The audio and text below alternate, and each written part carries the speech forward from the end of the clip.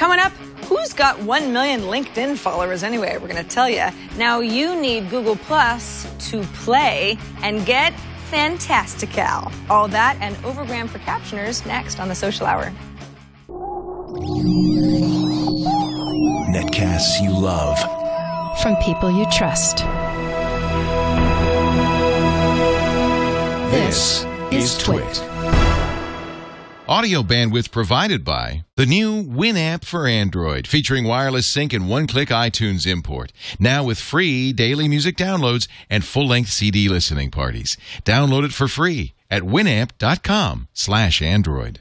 Bandwidth for the Social Hour is brought to you by CacheFly at CACHEFLY.com.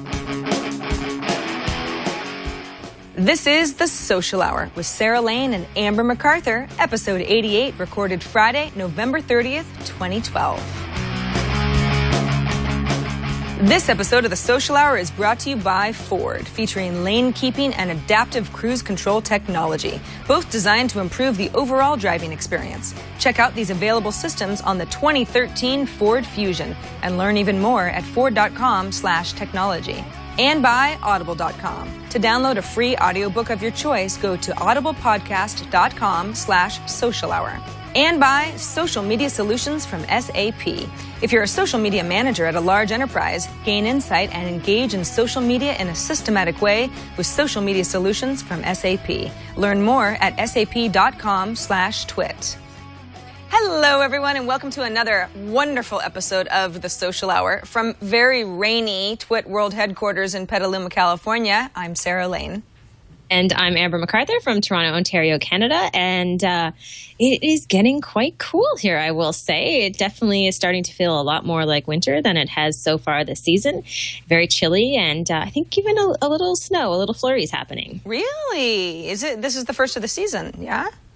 Yes, but I will say it is warming up over the next few days, so I think that's going to be unseasonably warm for this time of year. So we haven't totally taken a nosedive into winter, but it will happen in the next few weeks, and then I will be heading south to Florida, and I can't wait. That's one thing you can count on, right? In Toronto, at some point, it will become winter, but then you have your little place in Florida, so you're like a little bird migrating south. Florida, right? Just getting through.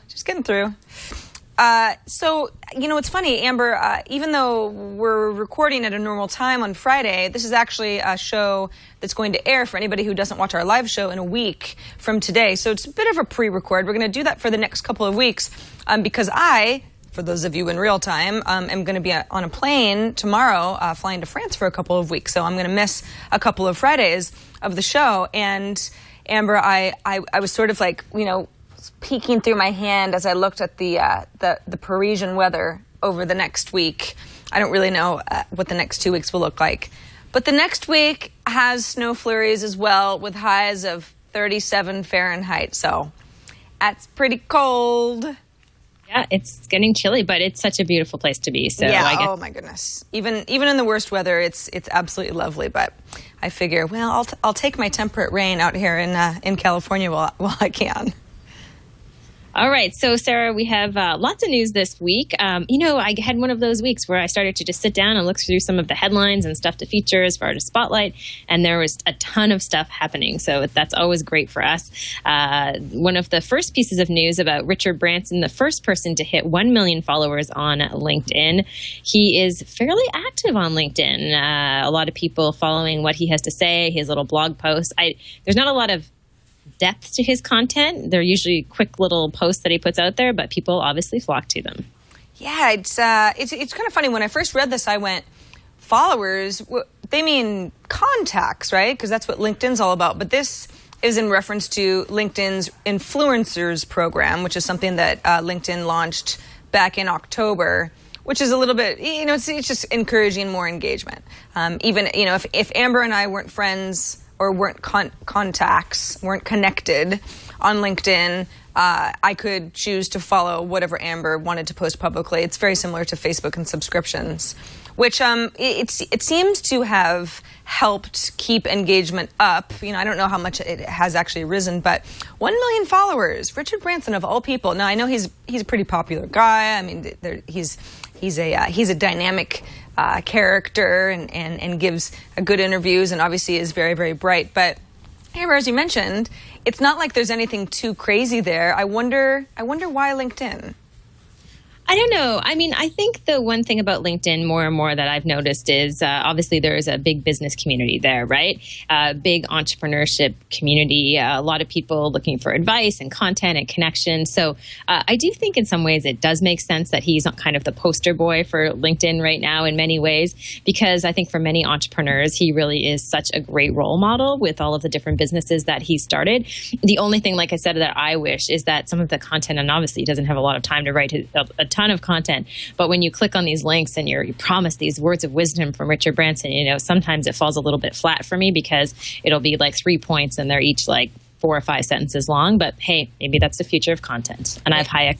Maybe so. It's worth noting that Richard Branson has about 2.6 million Twitter followers, so LinkedIn has a ways to go. Although, if they just announced the influencers program less than 2 months ago, and he's already up to that point, I don't know. Sounds like pretty good growth, at least for LinkedIn. Speaking of LinkedIn, Amber, recently, I guess it was really just a few days ago, LinkedIn had announced that it was shutting down its LinkedIn events application, which many of you probably at some point had at least seen one.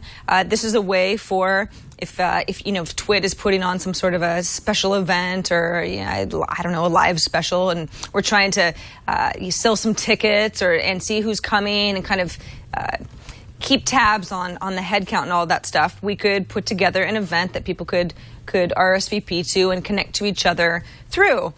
And it's kind of interesting why they would shut that down. This is a quote that at least someone, a spokesperson at LinkedIn said, we want to provide a simple and efficient experience for all members. So from time to time, we take a look at our set of features to evaluate how they're being used by our members. Part of this process sometimes means we decide to eliminate a feature so that we can better invest our development resources in building more great LinkedIn products for members like you. Now, I believe they got a little monetary value out of it per transaction. So one would think if they were really making a lot of money, that would not be the case. So it was probably a feature that was just sort of underused, and LinkedIn figured, well, we're doing well in other areas. So they have shut down that application. But Lanyrd, which is a Y Combinator graduate startup, is integrating with LinkedIn. And it was previously a lot more heavily tied to Twitter. You might have seen links there. It's Lanyrd, LANYRD.com. So you can allow registration outside of Twitter now and on LinkedIn. So the idea on Lanyrd is to allow, if you're a LinkedIn user, to discover conferences and events based on your location, your profile information, your LinkedIn connections. And that's sort of what Lanyrd does all the time. So this is very much a third-party solution to something that LinkedIn figured, we don't really need to have a solution internally. I guess everybody wins, Amber. I am a big fan of Lanyrd. I think we mentioned it as one of our picks on the show a while ago, and I think it's a really cool site. I've been a big fan of the service. I think from a design perspective, they do just a beautiful job. So I'm happy to see this, and it seems like although it's frustrating in terms of LinkedIn's move, I think it's a great opportunity for Lanyrd. So great news for people who are really keen on keeping track of events and having that LinkedIn integration. So I think it makes sense. I do too. Yeah, go Lanyrd. I look forward to using your service soon. This show is going to air a couple weeks after Black Friday, but Black Friday is obviously, it's a big deal as far as people buying things, whether it's online or in the real world, and how stores do and how the numbers are. And there were actually quite a few milestones that were set this year for online sales. Online sales were higher than they'd ever been in the past. But there was actually a very interesting article that came out again a few days ago, and this was looking at the idea that if you're on Twitter and Facebook and you see something that would trigger you to buy a product, And again, we're looking at Black Friday and sort of the days around it, Cyber Monday, that sort of stuff.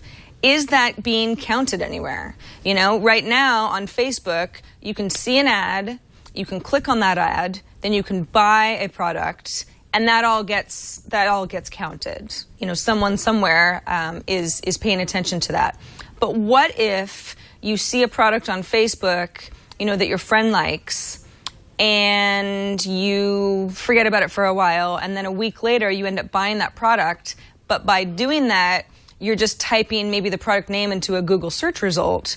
Well, Facebook's not going to get any credit for that, right? Because you didn't come from Facebook. Well, what's interesting is that Facebook is actually working on ways to track that sort of information. So there's really no way to know if just because I bought something was because I saw it on Facebook recently. But they do have something called a self-serve user ID matching system, and then cookie dropping ads. So at least what advertisers would know on Facebook is if somebody who bought something on their site saw an ad for them on Facebook in the previous weeks or months, it wasn't just an ad click through, it wasn't the standard ad, then at least they would know. It's sort of like a probability thing. If I buy a product, then at least the person who makes the product, the company who makes the product, knows that I was given access to an ad maybe within the last month. So there's a greater chance that I saw the ad rather than me never seeing it at all. Twitter doesn't have anything like this. So Amber, if you were to tweet out, I don't know, that you had just bought a really great gift for your sister-in-law, and it's just you know, just perfect for that, and I don't go ahead and click through on anything right away, but you actually were the person who influenced me, Twitter doesn't get any credit for that. And that's why in a recent IBM survey of Black Friday deals, as far as social referral traffic that led to point of sales, Twitter got 0% of those, which is silly because of course. I mean, you've got promoted tweets, which is a little bit different, but so much of Twitter kind of is more of like idea getting planted in your head. And that stuff, it just isn't being counted. And that's more and more the way that we get influenced in our purchasing decisions. Yeah, I mean, I think that's a huge negative for Twitter. I mean, they have to be able to figure out some way to do that. Now, Sarah, if I understand this correctly, you obviously can do this if you're tracking sales through promoted tweets. So if you're a company who promotes something on Twitter, that is one way you'll be able to track. But just for general people recommending stuff, there's really no way to be able to measure that, which is, I think, hugely unfortunate because I'm finding, and this is just my experience in terms of watching what retailers are doing, is so many of them are depending on Twitter, even more so at times than Facebook, for getting news out there about sales and offers and specials, just like we saw recently with Black Friday. You know, Richard Yaw in chat says, I don't understand this because if you watch a commercial and you buy something, do you know you bought something because of the commercial? Not necessarily.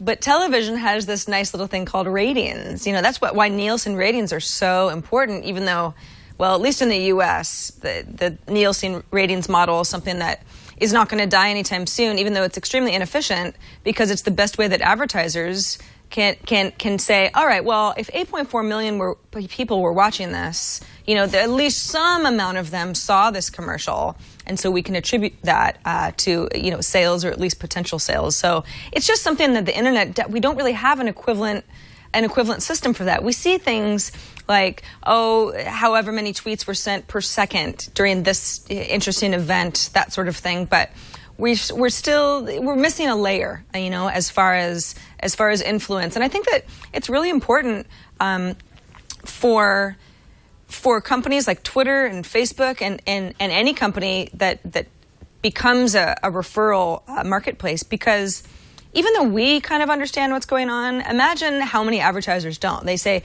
why are we paying the social marketing team? Why are we advertising on Twitter? I mean, Twitter doesn't give us any sales because there's a lot of people who don't really understand the way that the social web works. So I think that could be a little bit troubling for these services. They definitely want to figure it out sooner than later. Yeah, I mean, I think that's something we've talked about on the show before. It seems like there's so much data, there's so much going on as far as different tools to analyze all of the conversation that's happening in these social media channels. But again, it's like the number one question I know I've been asked over the years with social media when it pertains to retailers or other industries is that, how do I measure the effectiveness of this? And at some point, I think Twitter's just going to have to do a better job of that because they do a pretty poor job of enabling you to be able to figure out that measurement. Now, Sarah, we have some bad news coming up about a company that I think we've followed for a while. But first, Sarah, I have to say one thing. And I'm a huge fan of TechCrunch. But in two of the articles that we were just featuring on TechCrunch, in the first paragraph, it's just like riddled with typos. Really? The first two articles, one is like, this is a pet peeve of mine. This has nothing to do with the show. But in a previous article, it's like it's is spelled improperly. And then there was a typo. It was like buy and B-U-Y instead of B-Y. So, they're pushing out a lot of content, but a little sloppy. Yeah, that's a pet peeve of mine, too. I happen to know a TechCrunch writer who, back in the day, I was like, you have to send me all your stuff before you publish it because they're all, so many of these, especially in the news sites, the bloggers are trained to, they just want to be first so badly. So it's like publish and then go back and fix. But it seems like what happens a lot is publish, oh my gosh, there's another piece of news, and nobody goes back and fixes, and they don't have copy editors. So, yeah, not good. I agree with you. Typo's bad. But you know what else is bad is laying off 400 employees, which unfortunately is what LivingSocial had to do this week. This is LivingSocial. It's a Groupon clone. I mean, I guess that's the best way to describe it for anybody who's not heard of it before. And it hasn't actually been doing that well. None of these daily deal sites do. This is actually an Amazon property. And when Amazon had its latest earnings report, in their Q3 earnings report, they had to write down something crazy. I was like, let's see. Well, of course, I don't have the number in front of me right now, but LivingSocial was by far the biggest loss for Amazon's entire operation and ended up really putting a dark cloud over their earnings report. Amazon has about 30% of LivingSocial. So I don't know, Amber. I mean, I hear about, the Groupon board apparently is thinking about firing Andrew Mason, who's their CEO, because Groupon is just, ever since they IPO'd, the stock has just gone down almost as far as it can. LivingSocial can't sustain the amount of people they had working for it. I don't know if these companies are really good ideas and they just had this mega growth that was never going to be sustainable, or if they're just not good business models because people don't care about coupons that much. Yeah, I think there was so much hype, and in some ways, I think that must have kind of hurt some of these companies when they first came out. I feel like, and I hate to say this because I was a big fan of Groupon when it first came into the market, but it's almost like it's a joke now, in the sense that I feel as though people just look at some of those messages more so as spam. They don't really tend to buy into a lot of the deals, and there's been issues that we've talked about over time in terms of the type of deals that have come out from some of these companies. So I feel like maybe from the beginning even they were kind of doomed in terms of being able to sustain the popularity that they had, and maybe people are just looking for new ways to get deals and offers, and group buying discounts is not going to be it. So I think it's scary for people out there who depended on these services, and obviously horrible for the 400 people at LivingSocial who have been laid off. But many of them must have seen the writing on the wall. It's not as though it's been a sudden turn for some of these type of services. Yeah, I agree. RIP the people whose positions are no longer at LivingSocial. You guys are going to go on to bigger and better things. I'm sure of it. Seems like a lot of jobs in the Valley, especially if you're an engineer.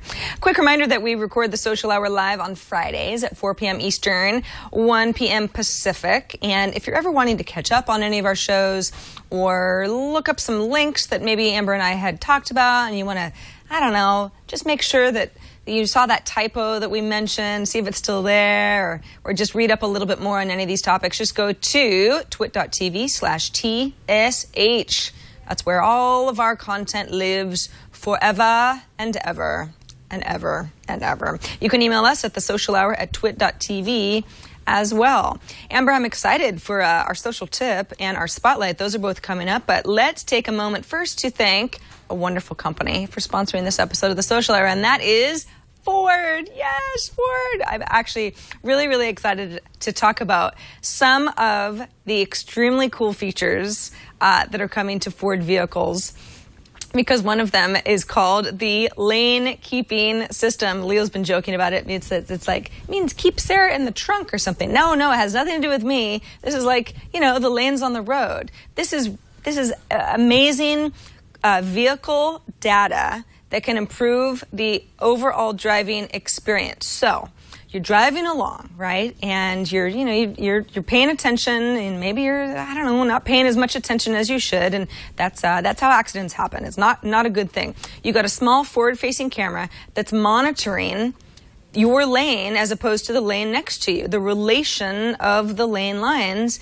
And if for some reason you're not staying right on course, then the system can alert the driver with a little steering wheel vibration. So you're not going to hear some crazy alarm or anything. It's just nudging you like, hey, heads up, you know what's going on?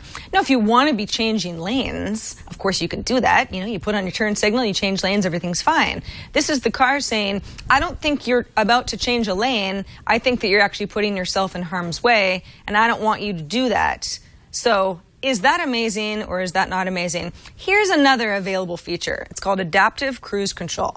Now, sometimes when I'm driving down to Los Angeles, you take the I-5 and it's really flat and it's really long, and you put on cruise control, and then all of a sudden there's this semi truck, and it's like, and you gotta reset the cruise control all the time, and that's such a pain in the butt. I almost don't really use cruise control just because you're never really cruising for that long.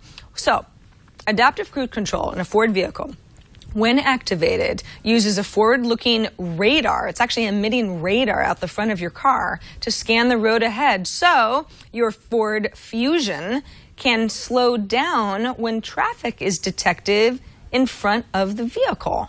Adaptive cruise control also has a collision warning, so if for some reason you're getting too close to that person in front of you, it can alert the driver with flashing red lights right on the windshield. You're not going to miss it if a potential front crash is detected. So not only is it slowing you down while you're cruising along, but it's alerting you if there's anything that looks wonky up ahead of you. So the lane keeping system and adaptive cruise control are both available in the 2013 Ford Fusion.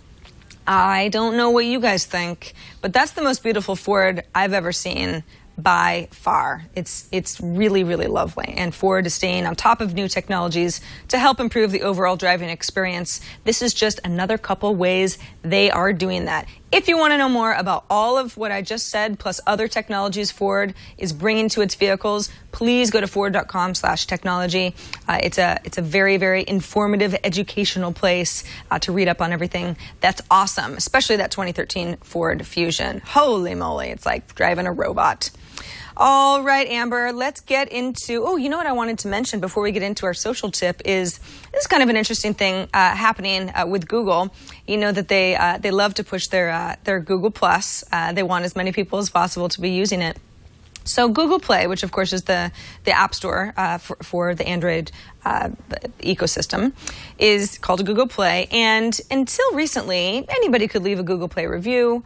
It was kind of a free-for-all. It's very much works like that in Apple's App Store as well. Well, now Google says, for a variety of reasons, we want you to be logged into a Google Plus account if you want to leave a review. Now, you can download an app. You can use any app you want. You can be as anonymous as ever. But if you're actually going to leave a review, we want to cut down on rival companies saying bad things about each other's apps, which obviously happens, spam, or just stuff that's not helpful or nefarious or just gobbledygook. Now, it doesn't mean that people can't still say stupid things, but you're less likely to do so if you're not truly anonymous. Amber, what do you think? Is this the good trade-off? I know that that you have access to Google Play because you've got an Android phone. Do you see a lot of junk? Is this a welcome change? I mean, I think from a user's perspective, for most people, I think this is a good thing as far as the quality of the reviews. But I can't stop thinking about perhaps those individuals who maybe don't want to have their public identities shared across any type of social service online or in any place like the Google Play Store. So I just think it's a little bit of a disadvantage because obviously they're not going to be able to participate in that conversation. So I think it will improve the quality of the reviews and get rid of some of the junk that is out there. But I'm sure there's still going to be that percentage of people who maybe are upset with this because, again, they don't have an opportunity to be part of the conversation. So I don't know. It's not a big surprise that they're doing this. And hopefully it does make some of those reviews even better because I don't really think there's much quality there right now as it is. Yeah, there's some services too. We talked about this on TNT a few days ago, and Tim Stevens was our guest that day because I remember I said, what kind of commenting system do you use? Because this is the sort of thing that you see this a lot on the web now is that organizations or even individuals on their own blogs say, maybe I'd get 100 comments if you could be anonymous, but I'm just going to force you to log in because I would rather have quality over quantity. And Tim said in Engadget, they use a comment system called Livefire, and that allows you to log into a variety of services. So that's obviously not in Google's best interest. Google doesn't want you to be logged in through Twitter or Facebook or LinkedIn if you're going to be commenting on Google Play. But I know that a couple people in chat said, well, I don't have a Google Plus account, so now I can just never leave a review. That's kind of limiting, and it is.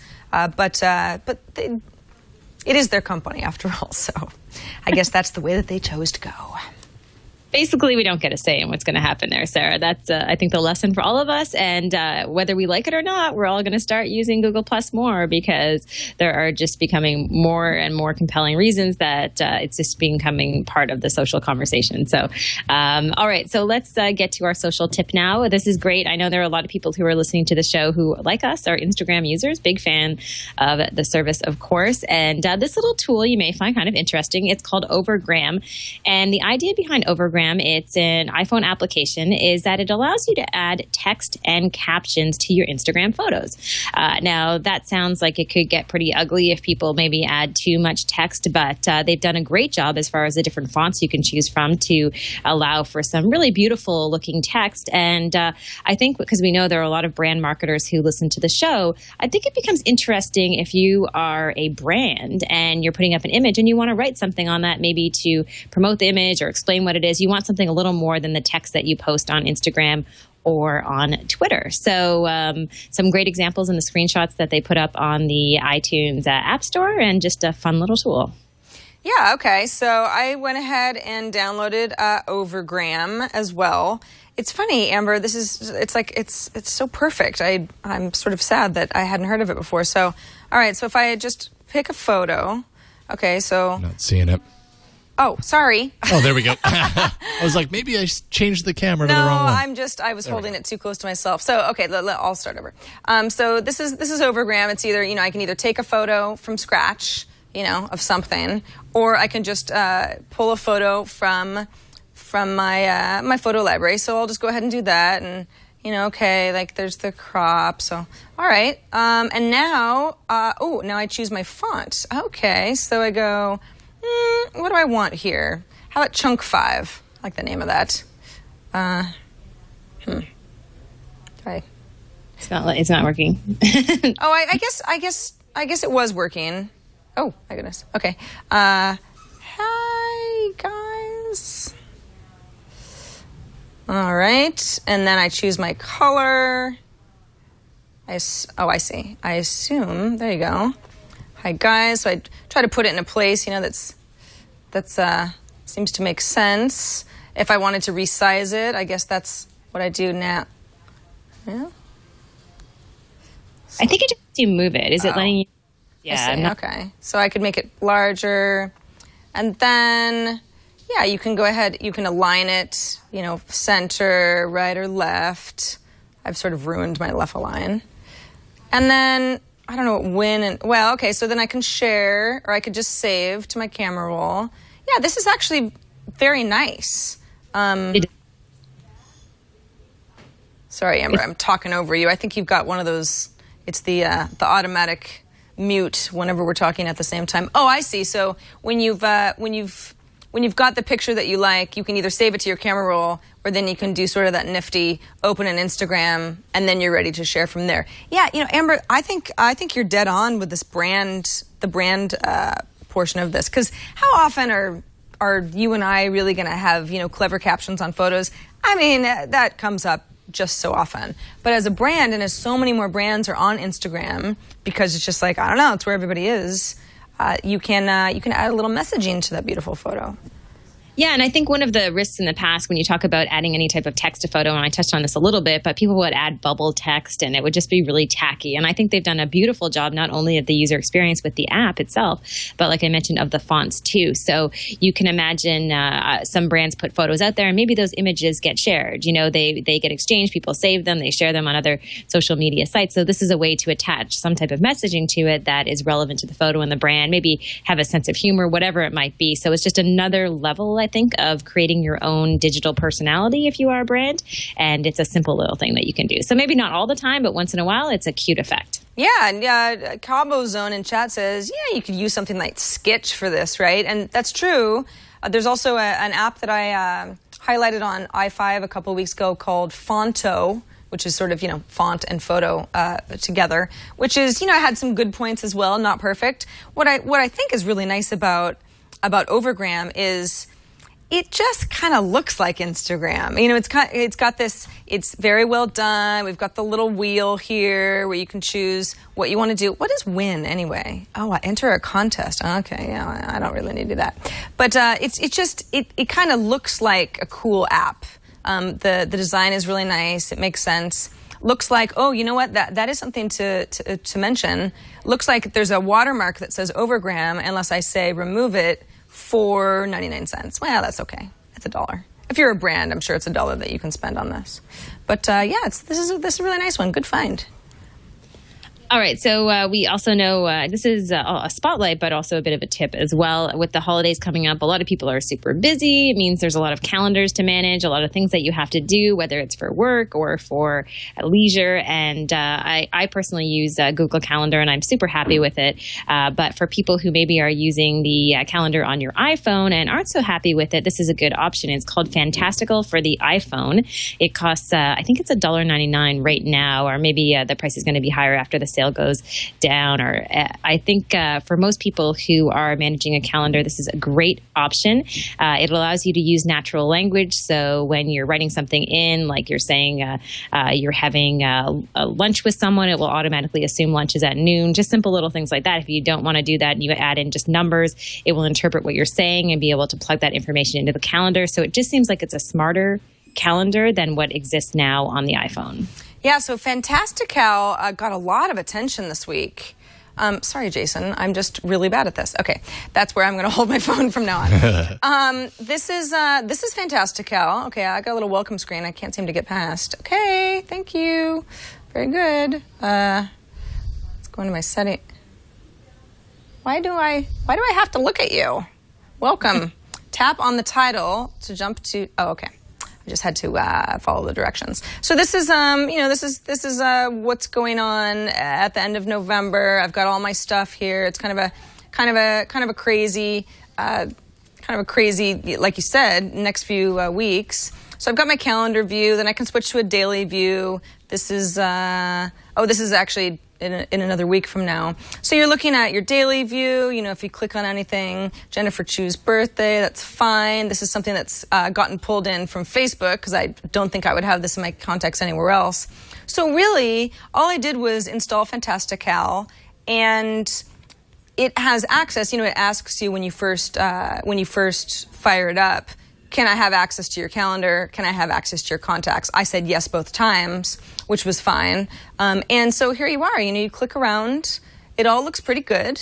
In your settings area, you've got some options. You can choose to sync it with all of your calendars. Really, all I really need is my iCloud calendar, but whatever. Choose the day of the week that you want to start on, and a little bit of some help information. And if you want to add something else, another event, another appointment, etc., you can go ahead and just do that from the app. This is, I mean, it's your calendar. This is just it's a skin, really, I guess you can think of it as. But a lot of people really do like Fantastical and have been used to using it, I believe, on the Mac. I'm not sure if they have other versions. But the iPhone app looks pretty nice. Pretty good. Yeah, just a slick little app, again, just to make calendaring that much easier. So, like I said, I'm super happy with Google Calendar, and I use it all the time. But I think for anyone else, this is a good option. So, Fantastical, if you want to know more about the company that makes it, flexibits.com. So that's flexibits.com. Amber, we've got quite a bit of viewer feedback to get to today, but first I want to take just a moment to thank Audible.com. They're our second sponsor, and they are great. So it's raining outside right now. All I really want to do is just go curl up somewhere, but unfortunately, because I'm leaving on vacation, when I leave work today, I have so many errands to run. I'm going to be stuck in my car, it's raining, and the traffic's going to be bad. What do I do to not go crazy? Luckily, I have access to over 100,000 audiobooks with an Audible subscription, so I can stay sane. I can listen to books. I can get lost in my imagination. I can get through quite a few novels, even while I'm busy, because that's how I get through the day. Audible.com is the leading provider of audiobooks. So many downloadable titles across all types of literature, fiction, nonfiction, they've got it all. 100,000 titles, they don't miss much. It's really a great service, and it's not just for people who sit in traffic all the time. Sometimes, you're tired at night, your eyes don't want to read anymore, or you're at the gym and you're in a book club and it's like you're just never going to finish. Tom Merritt mentioned the other day, he loves audiobooks because they'll tell you on each book before you even download it how long it's going to take. Is this a 17-hour book? Is it a 5-hour book? Is it a 30-hour book? It kind of gives you a good, okay, I could maybe get through this in a week type of a thing. So you actually know how much effort you need to put into it. Here's what's cool. Audible is offering a free audiobook to give anybody who doesn't already have an account with them a chance to try out the service. Sometimes audiobooks you think, I don't know if that's for me, so they want you to just try it out. One audiobook you might consider downloading is The Hobbit. Sorry, Jason, I didn't tell you ahead of time. I'm keeping you on your toes. The Hobbit is going to be out in theaters in just a couple of short weeks. Is that right? Or is it even next week? I don't know. It's very exciting. But if you're like me, you might have read The Hobbit when you were a kid, but I don't really remember many of the details at all. What a neat thing to get caught up on when I'm stuck on the plane with nothing to do. I'll listen to The Hobbit. That sounds awesome. Belladonna Took. Oh, and listen one to of that. the 3 remarkable daughters of the old Took, head of the hobbits who lived across the water, the small river that ran at the foot of the hill. I could listen to that all day. The length is almost exactly the same amount of time as my flight. Holy crap, I think I might do this tomorrow. Okay, so this is that's an audiobook that it gives you an idea of some of your choices. What's cool is that you can get this audiobook for free. To download it, just go to audiblepodcast.com/social hour. audiblepodcast.com/social hour. You can try Audible free for 30 days. You get that free audiobook. If you sign up, great. If you don't, you still get to keep the book. So it's a really good deal. By the way, you can get a copy of Brandon Sanderson's Legion absolutely free anytime at audible.com/Sanderson. There's no even trial. That's just a whole nother gift that Audible wants to give you. They like the book and they think you will too. That's audible.com. Sanderson by Brandon Sanderson. That is Legion. Just a gift, because 'tis the season from Audible. So thanks so much for sponsoring this episode of The Social Hour. All right, Amber, we're getting back to some of our feedback, and I think we'll start with a voicemail here from Robert, who has an opinion on one of our previous discussions about Facebook having a dedicated page feed.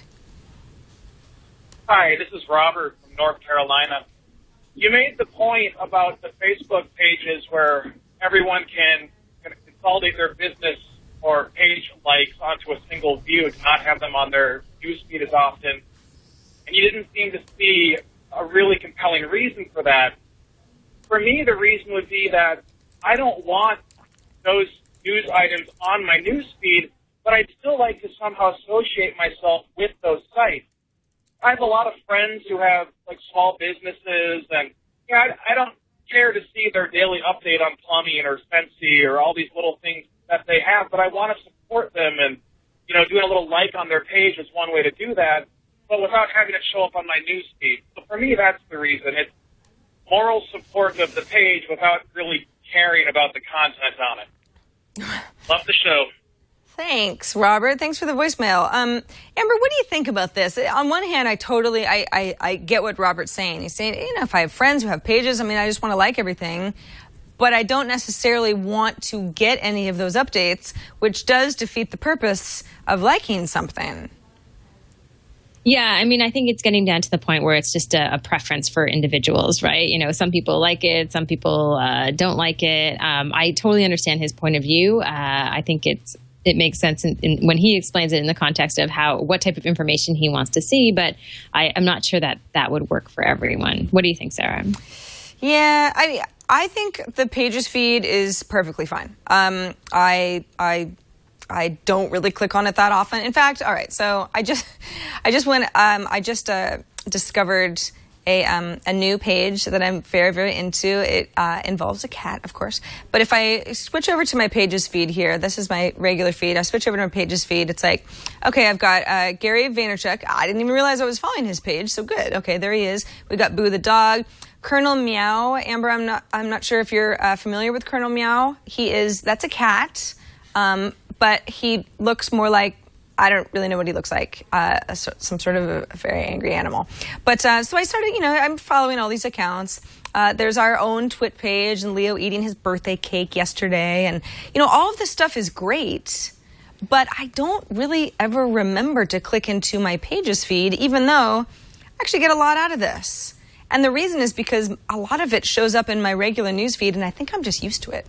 I realize that Hayes Wire here is not a person, it's a blog about my neighborhood, and I enjoy getting the updates, and it's like, I don't really need a separate place for my pages, but that's also because I'm really, really selective about the stuff that I like, because I don't want it to bother me later. So our callers kind of conundrum about liking things, but then not wanting to really see it, it's perfect for something like that. As long as you do sort of want to see it in a different context, even if it's not in your main newsfeed. Yeah, I think that I'm probably closer to feeling the same way you do, Sarah. I don't think I really like that many pages. And the ones that I do, I sort of want to see what's going on because maybe they're brands that I like or friends, companies, or whatever it might be. So I don't mind. That's all I do on Facebook is kind of skim down the page and the news feeds and basically just kind of look. I don't go any further into Facebook than that, really. Maybe comment on something or like something, but I don't mind if there's a lot of content there. And I think that's just the way that we're going, is that people will get used to there being more and more in their news feed. So I'm okay with it right now, but I could see people wanting to separate that experience a little bit. Yeah, I agree with you. We've got an email from Christina who says, any word on why folks are posting about personal copyright on Facebook? And then she said, I included a screenshot. Thank you. So the screenshot that she included, let's see if I can find it here.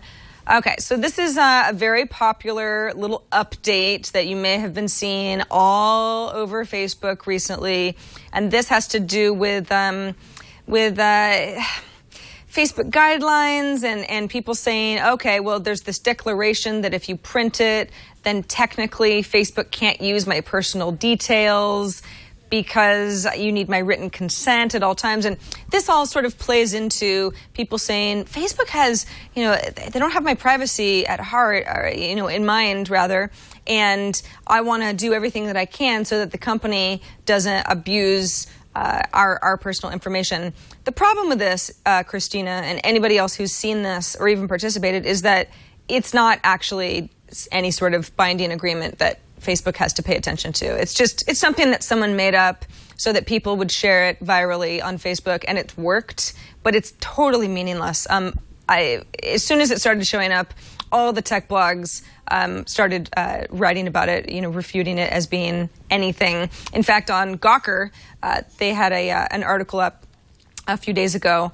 The title was, "The Facebook copyright thing is meaningless and you should stop sharing it." And they go through line by line. Here's why this actually wouldn't be the real deal. There's some choice language in this article because the person was obviously upset that anybody was trying to dupe anybody else. But basically, this is just a stupid thing that somebody did in order to get attention, and they got it. Amber, did you see a lot of this stuff on Facebook?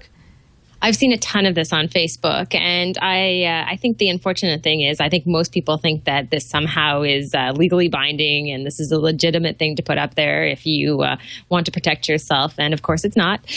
So more and more it just reminds me of the confusion most people have around Facebook as far as how Facebook does in fact own their content. So I saw a lot of people posting about this and a lot of people debunking it, and I think our friend Matthew Ingram had written something on it on Gigome, and there were a bunch of posts. So it's good that it's getting out there that this is not going to help your cause whatsoever.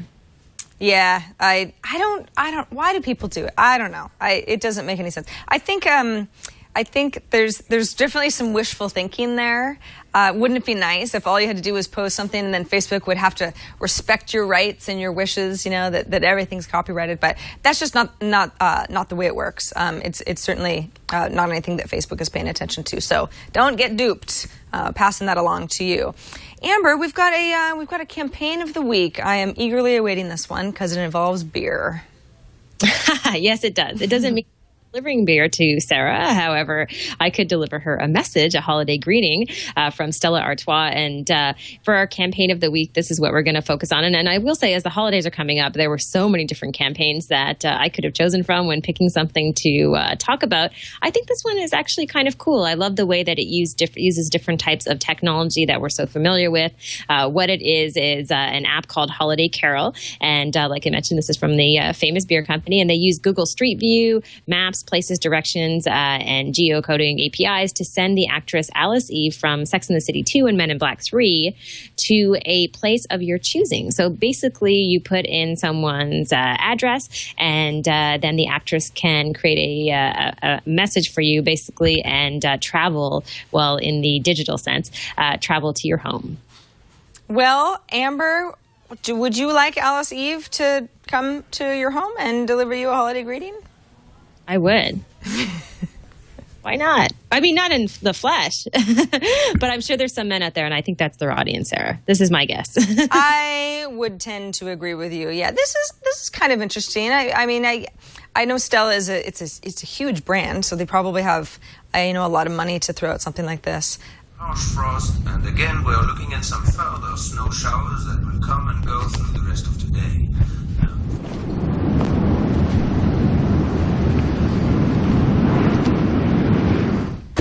Where to, Carol? I love these.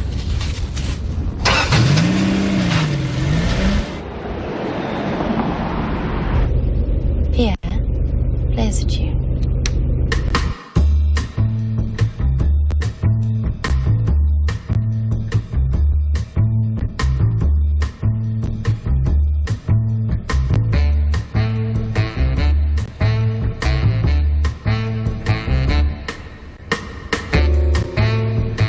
When's she gonna get to your house? There's a lot of her.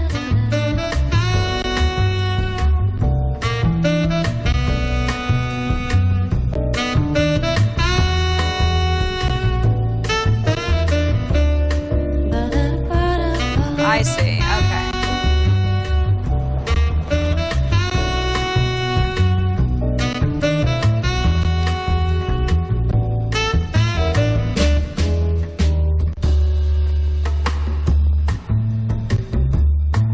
That's kind of fun. Ring out the bell. We don't actually have to watch her singing and everything. I guess, yeah, I'm not totally the target audience. This is clever, though. This is sort of like, Amber, what was this? This reminds me of the Take This Lollipop. Remember that Facebook sort of nightmare video where there was enough of your personal information that was public that could be plugged in to make it seem like that it was really personal? Yeah, exactly. So I think it's like that, and that terrified me to death. The Take This Lollipop little campaign that they put online, and I think that it's not that the campaign overall kind of blows me away. Like I said, it is a different audience, but I love when people get this creative with using some of this technology that's online and being able to take information like your address and create Google Maps and create this interactive type of video.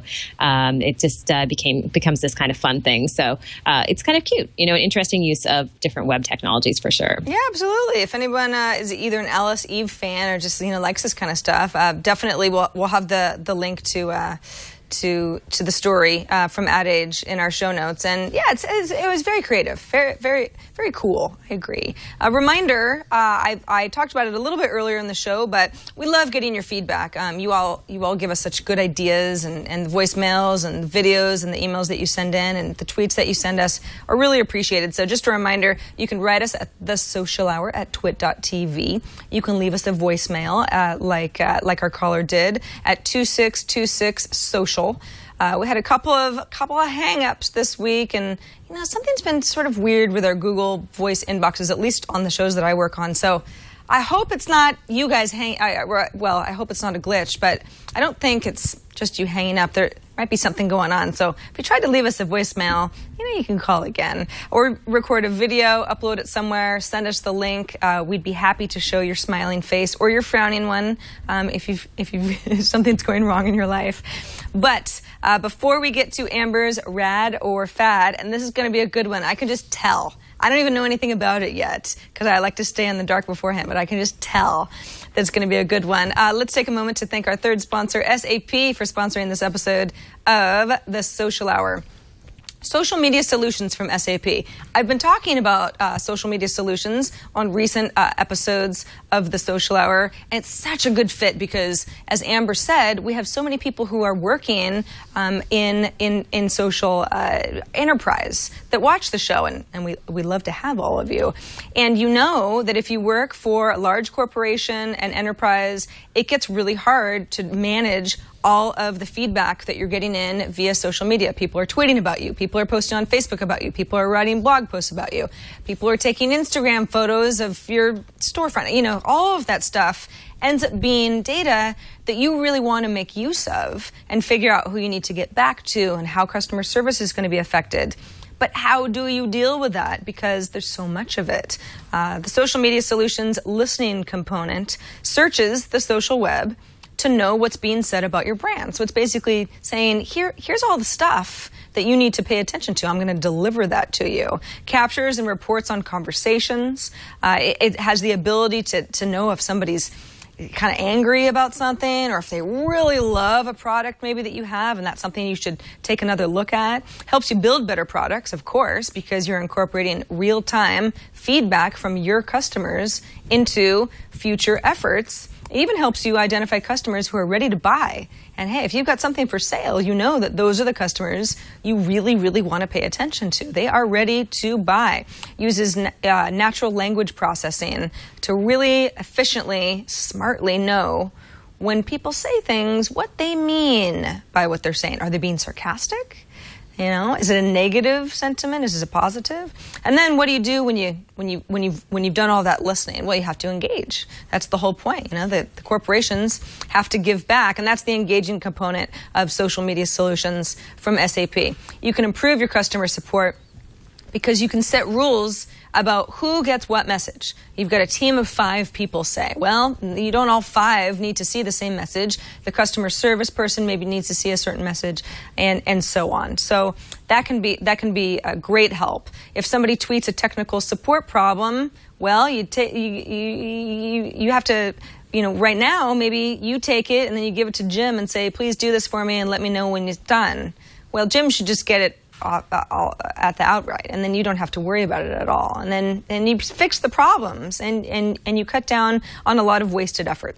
So those are a couple of the things that social media solutions can do and can help your company. Social media solutions from SAP is the way to manage the social media presence for large, regional, or national enterprises. So get in touch with SAP if this sounds like something that you could use. SAP.com/twit. It's an easy URL to find out more about social media on-demand solutions, sap.com/twit. And thanks to them for sponsoring this episode of The Social Hour. Amber, so excited about this Ratter Fad because the title is so good.